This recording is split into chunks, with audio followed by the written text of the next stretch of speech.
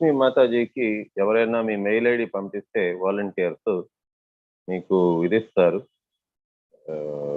Rights ఇస్తారు. Radha Govinda temple YouTube ఛానల్ది ఏదైనా ఒక గ్రూప్లో పెట్టేయండి మాతాజీకి, ఈ రకంగా మాకు ఇది కావాలి అని. మాతాజీ చేయిస్తారు.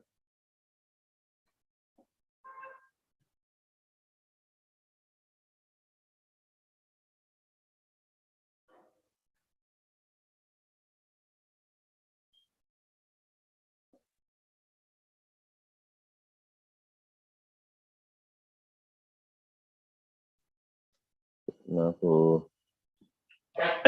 వీలైతే కో హోస్ట్ ఇవ్వండి, లెక్కన అవుతుంది.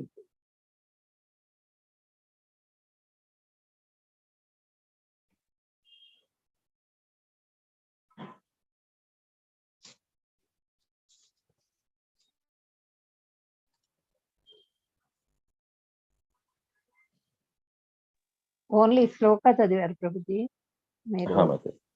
నెక్స్ట్ మీనింగ్స్ అవి చెప్పండి నాకు. హరే కృష్ణ. ఒకరి తర్వాత హరే కృష్ణ. ఎవరైనా ఒకరు చెప్పించండి. హరే కృష్ణ. నేను చెప్పించేదా ప్రభుజీ? ఎవరో చెప్పించండి. సహా దేవదేవుడు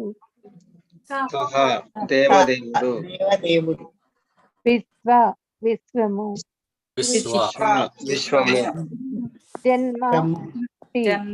జన్మ సృష్టి స్థితి పోషణము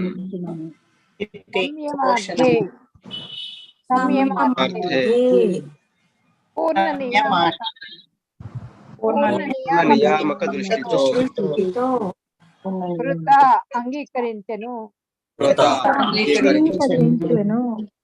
అవతారః అవతారమును ప్రగృహీత సాధించెను శక్తి చకార నిర్వహించెను కర్మాణి దివ్య కర్మలు అతి పూరుషాణి మానవాతీతమగు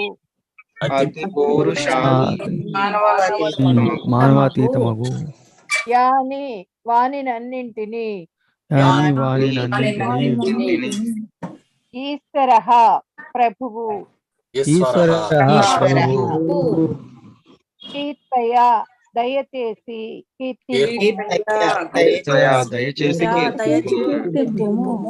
తాని వానిని మహ్యం నాకు మీనింగ్ చదవమంటారా? జగత్తును పూర్ణముగా వ్యక్తీకరించుటకు మరియు పోషించుటకు పూర్ణ శక్తిని కూడినట్టి అవతారములను దాల్చిన పరమ నియామకుని అనగా దేవదేవుని మానవాతీత దివ్య కర్మలనన్నింటినీ కీర్తింపుము. జగత్తును పూర్ణముగా వ్యక్తీకరించుటకు మరియు పోషించుటకు పూర్ణ శక్తిని కూడినట్టి అవతారములను దాల్చిన పరమ నియామకుని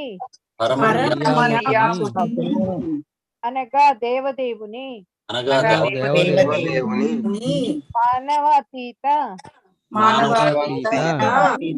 దివ్య కర్మలనన్నింటినీ కీర్తింపుము. సరళాదేవి మాతాజీ. హరే కృష్ణ. భాష్యం. హరే కృష్ణ ప్రభు. ఓం నమో భగవతే వాసుదేవాయ. భాష్యము బై శ్రీల ప్రభుపాద్ కి జై. శ్రీకృష్ణ భగవానుని గూర్చి విశేషముగా శ్రవణము చేయుటకు విదురుడు నిస్సందేహముగా పరమోత్కంఠతను కలిగి ఉన్నాడు.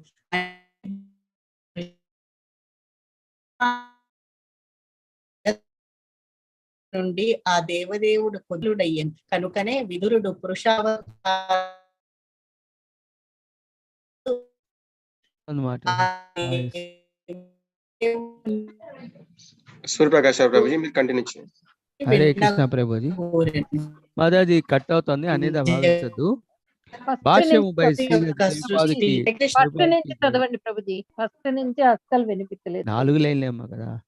శ్రీకృష్ణ భగవాన్ గురించి విశేషంగా శ్రవణం చేయటం విదురుడు నిస్సందేహముగా పరమోత్కంఠతను కలిగి ఉన్నాడు. కానీ దృశ్యమాన జగత్తు నుండి ఆ దేవదేవుడు కొద్ది సమయమును కిందటే అంతర్ధానం చెంది ఉన్న కారణమున అతడు విహ్వలుడయ్యాను. కనుకనే విదురుడు పురుషావతారములందు ఆ దేవదేవుని గూర్చి వినగోరెను. జగత్తు యొక్క సృష్టి పోషణము కొరకు పూర్ణశక్తులను కూడి వ్యక్తమయ్యేది ఆ పురుషావతారముల కర్మలు శ్రీకృష్ణుని కర్మల యొక్క విస్తారములు తప్ప అన్యము కావు. శ్రీకృష్ణుని కర్మల ఏ భాగమును కీర్తించవలనో మైత్రేయుడు నిర్ణయించుకొనజాలనందున అతనికి విదురునిచే ఈ సూచన వసగబడినది. హరే కృష్ణ ప్రభుజీ, ధన్యవాదాలు. హరే కృష్ణ.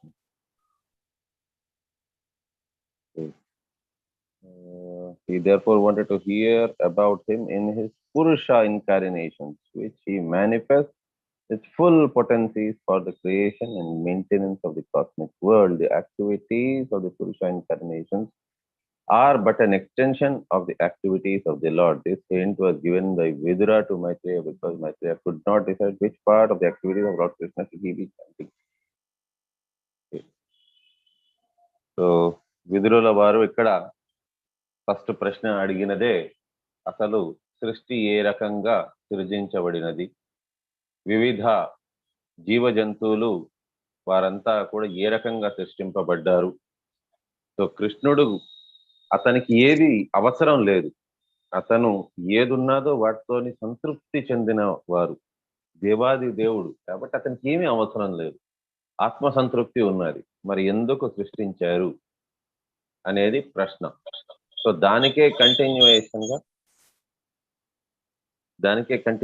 గా ఇంకో ప్రశ్న ఏంటి అని అంటే, పురుష అవతారాలు ఏ రకంగా ఇచ్చారు భగవంతుడు, ఎత్తిన దాని వల్ల ఇదందరికీ తెలిసినదే. భగవంతుడు పురుషావతారాలు ఎత్తిన దాని వల్ల మనకి రకరకాల అంటే ఇదంతా కూడా జీవ ప్రకృతి అనేది సృజింపబడేది అనమాట. సో కారణోదక శాయి విష్ణు, క్షీరోదక శాయి విష్ణు, గర్భోదక శాయి విష్ణు. సో ఈ రకంగా పురుష అవతారాలు ఎత్తున్నారు భగవంతుడు. సో భగవంతుని యొక్క లీలలు, ఆ కృష్ణుడుగా బృందావనంలో చేసిన లీలలు అండ్ దాని ఎక్స్టెన్షన్ ఇదంతా కూడా. సో ఒక భక్తునికి ఏంటి అని అంటే, యాక్చువల్ భక్తుడికి ఏంటి అని అంటే, కృష్ణుడు బృందావనంలోని చేసిన లీలలే అన్నిటికంటే ఇష్టం ఉంటుందన్నమాట. సో అన్నిటికంటే ఉత్కృష్టమైన లీలలు ఏది అని అంటే ఆ బృందావనంలో చేసిన లీలలు. సో ఆ రాధాకుండ దగ్గర చేసిన లీలలు. సో అవి యాక్చువల్గా ఏ భక్తులకైనా సరే కూడా పరిపూర్ణంగా ఇష్టంగా ఉండేది. సో మనకి నెక్టర్ ఆఫ్ ఇన్స్ట్రక్షన్ ఉపదేశామృతంలో కూడా చెప్పున్నారు, వైకుంఠ జనితో వర మధుపురి తత్రపి రస ఉత్సవాద్ బృంద అరణ్య ఉదరపాని రమణాత్ తత్రపి గోవర్ధన రాధాకుండం ఇహపి గోకులపతే ప్రేమామృతం అప్లవనాత్ కుర్యాదస్య విరాజతే గిరితటే సేవం వివేకినకః. సో అంటే వైకుంఠం అనేది అందరి దృష్టిలోని అన్నిటికంటే ఉత్కృష్టమైనది, పరమపద సోపానం అని అంటారు. సో అదే పరమపదం అని అంటారు, అన్నిటికంటే ఉత్తమమైనది. కానీ భక్తుల కోసమని ఈవెన్ వైకుంఠం కూడా కాదు కావాల్సింది. వైకుంఠంలోని ఆ వైకుంఠ నాథుడు అంటే నారాయణుడు ఎలా ఉంటారంటే ఐశ్వర్యవంతంగా ఒక రారాజులాగా ఉంటారు. అందుకోసమని కృష్ణ భక్తులు కూడా చూడండి, ద్వారకాలో ఉండే కృష్ణుడి కంటే కూడా బృందావనంలో ఉండే కృష్ణుడినే ప్రార్థిస్తారు. ఎందుకంటే ద్వారకాధీశుడు ఒక అధిపతి, ఒక చక్రవర్తి, ఒక తేజస్సు ఉంది. అతను నడిచేది కూడా ఒక పెద్ద రాజు నడిచినట్టుగా నడుస్తారు. మాట్లాడేది అతను అంతా కూడా ప్రతిదీ మెచ్యూర్డ్ గా ఉంటుంది. అతన్ని చూస్తేనే ఒక గంభీరత్వం కనిపిస్తుంది. సో ఆ రకంగా ఉంటారు ద్వారకాలో కృష్ణుడు, ఐశ్వర్యంతో నిండున్న కృష్ణుడు. సో వెంకటేశ్వర స్వామి కూడా అదే రూపం, ఆ రకంగా గంభీరత్వంతో కలిగి ఉంటారు. సో అతనితోని ఎవరు కూడా పరిహాసాలు ఆ రకంగా చేసేదానికి అవకాశం లేదు. మరి అదే మథురాలో కృష్ణుడు వచ్చేసరికి అతను న్యాయం చేసే కృష్ణుడు అన్నమాట. మథురాలోని అతను అక్కడ వచ్చింది న్యాయం చేయడానికి.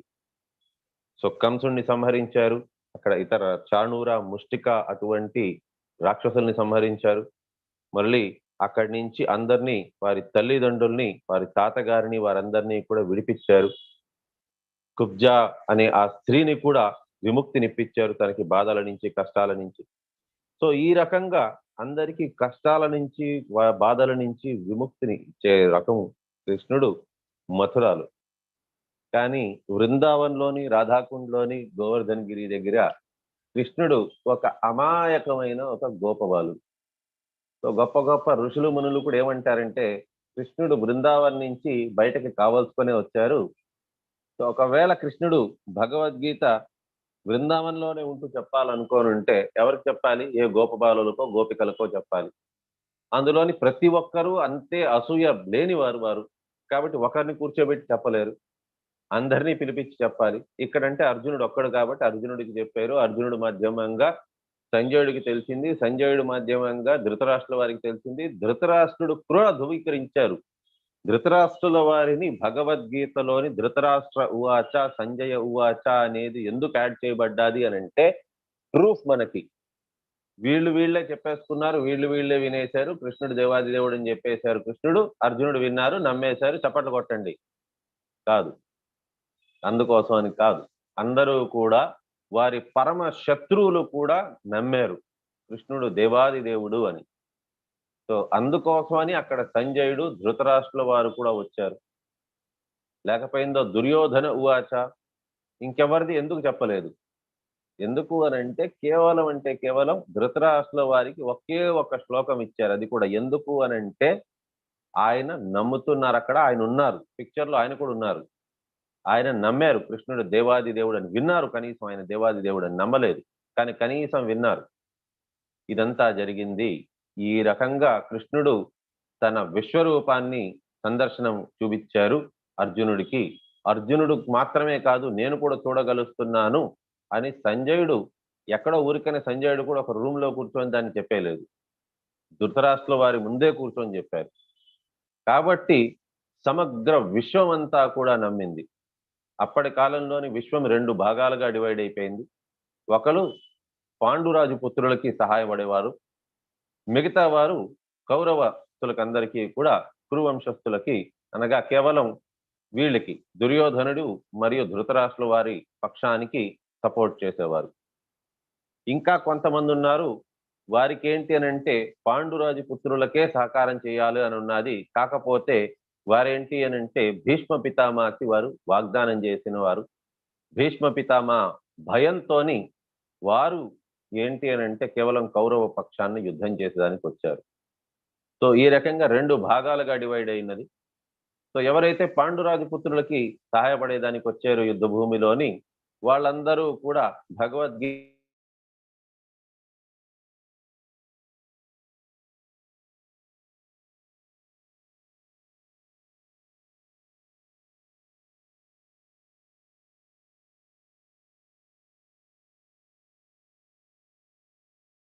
తెలిసింది. సో దాన్ని మళ్ళీ జీవించేదానికి, జీవితంగా ఉంచేదా మాటలని, ఆ దివ్యమైన వాక్యాలను అందరికీ ప్రభుపాదుల వారు తన గురు ఆజ్ఞ మేరకు ఇది నిర్వర్తించారు. సో భక్తులకందరికీ కూడా ఇప్పుడు ఆలోచించండి, కృష్ణుడే గాని ఇదే బృందావన అరణ్యంలో చెప్పుండుంటే, సర్వధర్మాన్ పరిత్యజ్య మాం ఏకం శరణం వ్రజ అహం త్వాం సర్వ పాపేభ్యో మోక్షయిష్యామి మా శుచః.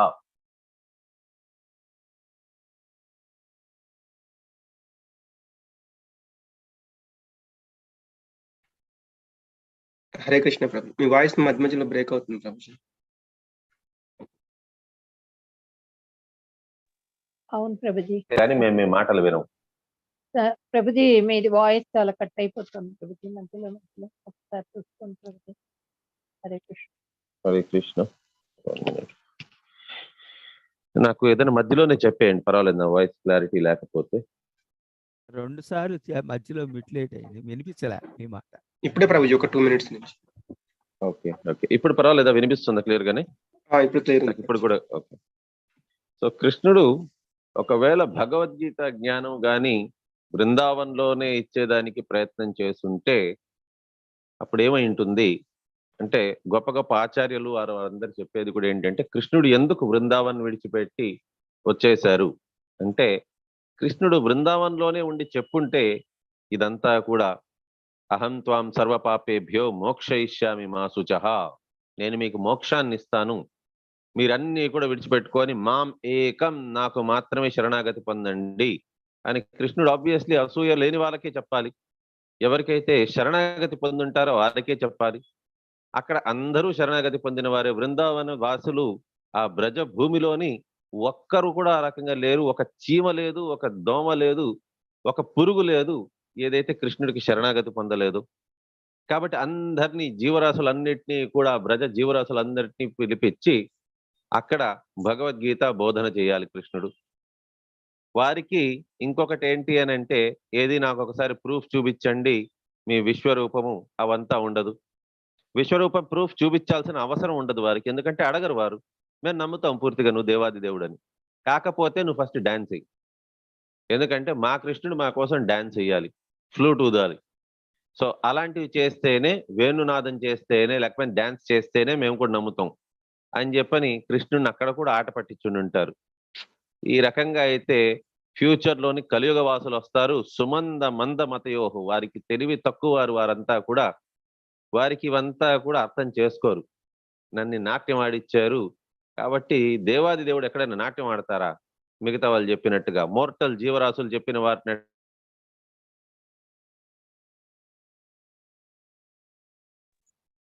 ప్రభుజీ వాయిస్ రావట్లేదు. ప్రభుజీ కట్ అయింది. ప్రభుజీ వాయిస్ కట్ అయింది. ప్రభుజీ హరే కృష్ణ, హరే కృష్ణ. ప్రభుజీ హరే కృష్ణ. కట్ అయింది ప్రభుజీ వాయిస్. ఇప్పుడు వినిపిస్తుందా? ఇప్పుడు ఇంటర్నెట్ పోయింది.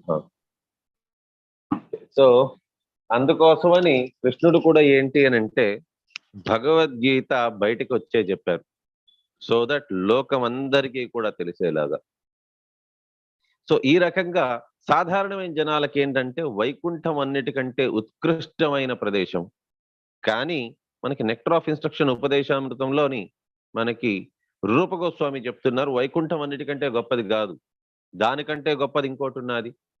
వైకుంఠ జనితోవరా మధుపురి, మథురా నగరం అనేది దానికంటే కూడా ఉత్కృష్టమైన ప్రదేశం. ఎందుకంటే కృష్ణుడు అక్కడ జన్మించారు కాబట్టి. కృష్ణుడు జన్మించిన ప్రదేశం వైకుంఠం కంటే గొప్పదే. కాబట్టి మథురాపురి అన్నిటికంటే గొప్పది అనుకుంటే కాదు కాదు కాదు, మథురాపురి కంటే కూడా తత్రపి రస ఉత్సవాత్ బృందారణ్య, ఎక్కడైతే రాస లీల జరిగిందో ఆ బృందావన అరణ్యం అనేది, ఆ అరణ్యాలన్నీ కూడా ఉత్కృష్టమైనది కృష్ణుడు పుట్టిన ప్రదేశం కూడా కంటే కూడా. ఎందుకంటే అక్కడ భక్తి అనేది దానికి పరాకాష్ఠ జరిగింది. భక్తులందరూ కూడా అక్కడ భక్తిని తెలుసుకున్నారు. కృష్ణుడు దేవాది దేవుడు అనేసని కృష్ణుడికి శరణాగతి పొందారు. కాబట్టి రాసలీల అంటే కృష్ణుడికి కంప్లీట్ గా శరణాగతి పొందడం. కృష్ణుడే సర్వస్వము, వాసుదేవ సర్వమితి అని నమ్మేవారు. సో అది రాసలీల. కాబట్టి తత్రపి రస ఉత్సవాత్ బృందారణ్య, కాబట్టి బృందారణ్యం ఇంకా గొప్పది. కాకపోతే దానికంటే కూడా గొప్పది ఇంకోటి ఉన్నది, ఉదరపాణి రమణాత్ తత్రపి గోవర్ధన, కానీ దానికంటే గొప్పది గోవర్ధనగిరి. ఎందుకంటే కృష్ణుడు అక్కడ, ఇక్కడైతే కేవలం గోపికలకు మాత్రమే భగవంతుడు కృష్ణుడు దేవాది దేవుడు అని నమ్మారు.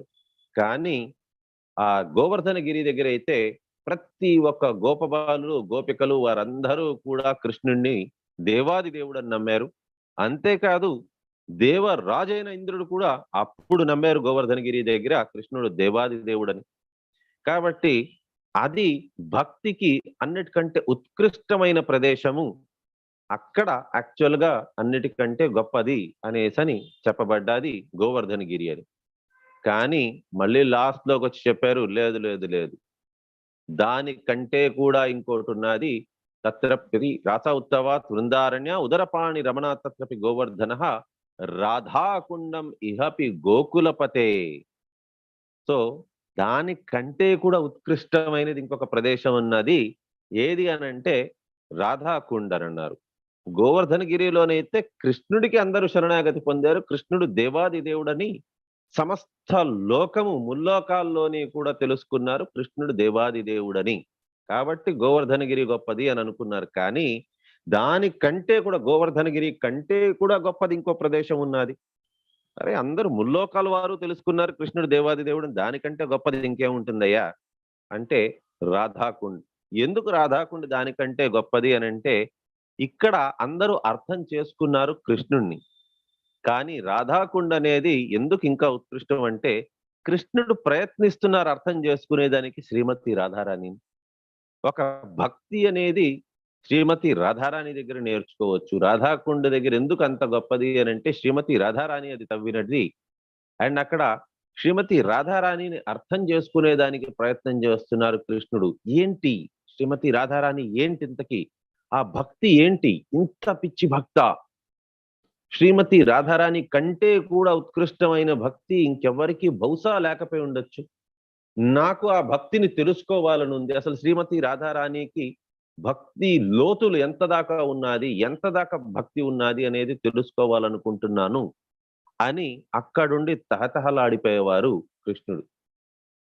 కృష్ణుడికి మనం ఎవరము ఏంటి అనేది సర్వము తెలుసు, ఎందుకంటే పరమాత్మ లాగా ఉంటారు మనలోని. కాబట్టి కృష్ణుడికి మనకి గురించి తెలియడం అది గొప్ప విషయం కాదు. అది మనకి కృష్ణుడి గురించి తెలియడం అనేది గొప్ప విషయం. అది మిగతా అన్ని జగాలన ఒక్కొక్క స్టేజ్లోని రివీల్ అవుతుంది.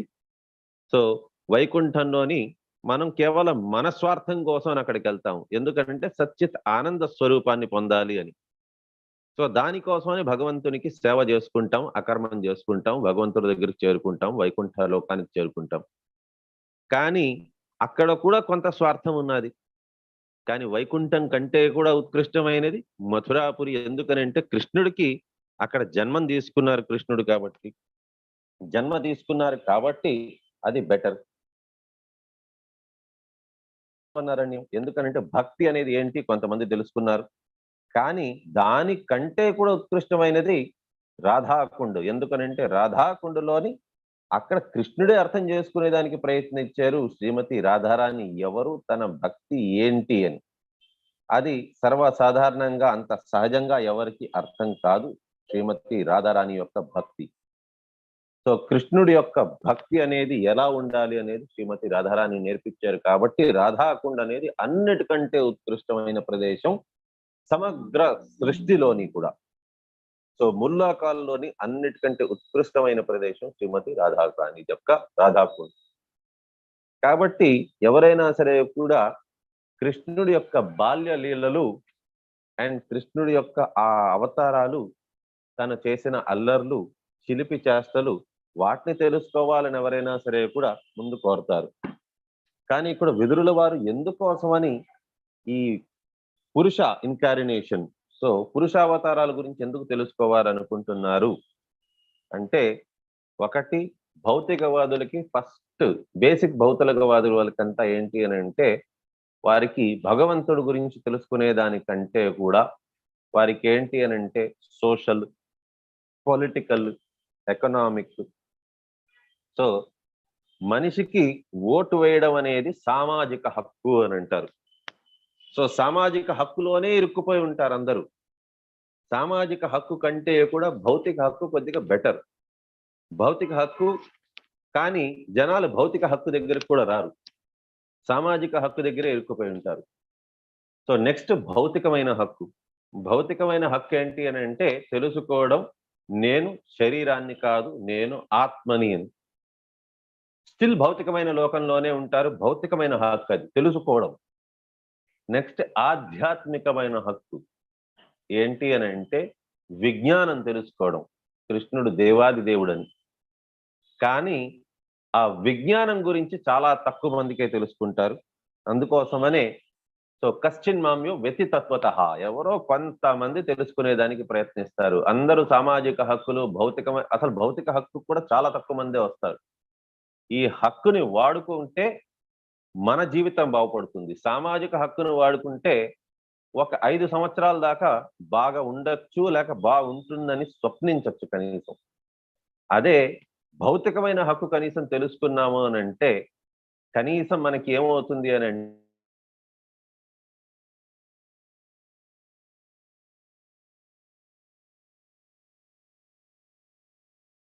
కట్ అయింది ప్రభుజీ. ప్రభుజీ కట్ అయింది ప్రభుజీ. బేసికలీ అందరూ కూడా ఉండేది సామాజిక హక్కు, పొలిటికల్. కట్ అయ్యి ఇప్పుడు వస్తుంది ప్రభుజీ. అంటే ఇంటర్నెట్ సరిగ్గా లేదు. ఓకే, ఇప్పుడు వైఫై వచ్చిందిలేండి, మళ్ళీ పవర్ వచ్చింది.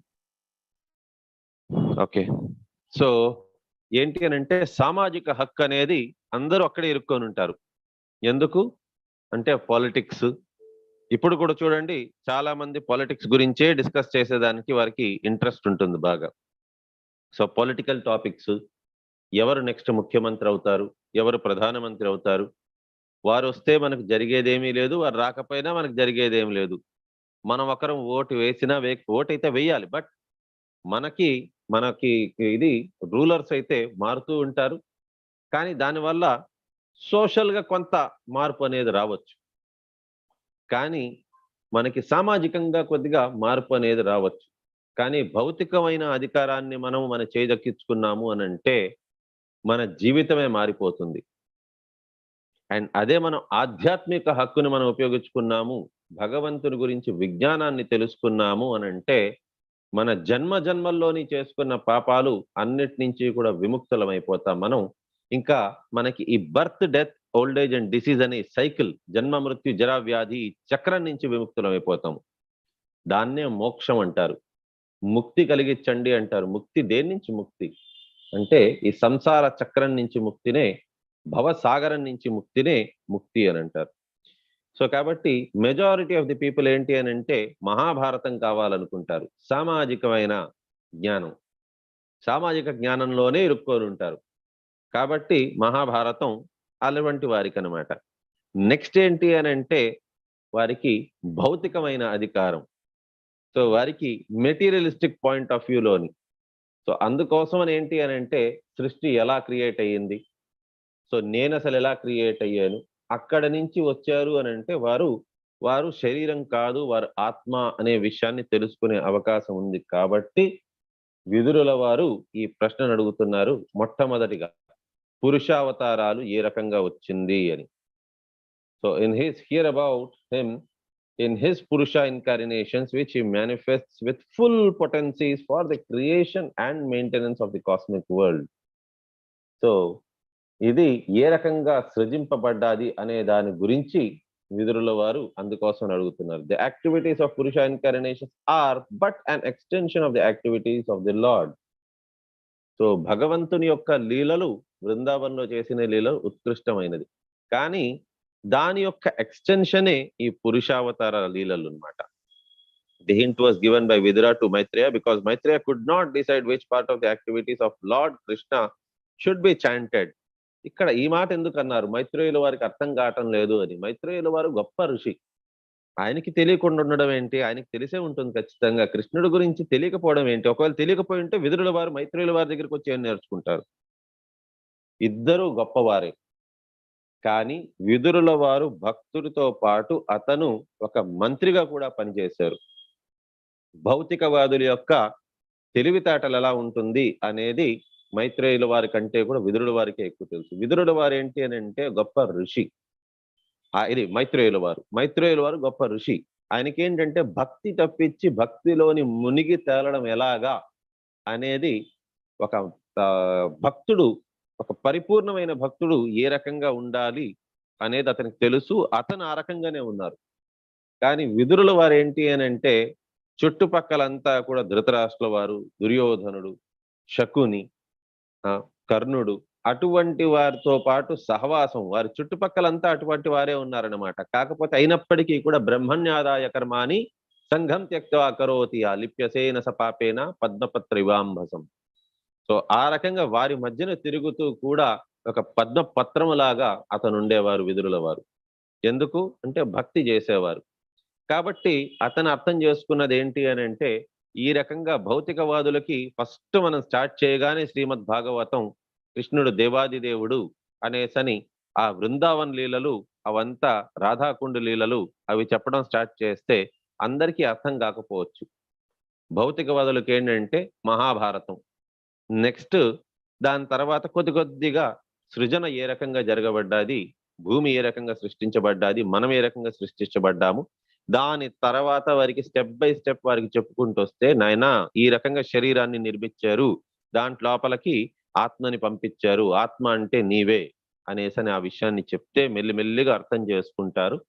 ఆ రకంగా వారిని స్టెప్ బై స్టెప్ ఎలివేషన్ వారికి తీసుకురావచ్చు అనే ఉద్దేశంతో మొట్టమొదటిగా సృజన గురించి అడిగారు విదురుల వారు. సో ఇక్కడతో మనం విరామం తీసుకుందాం.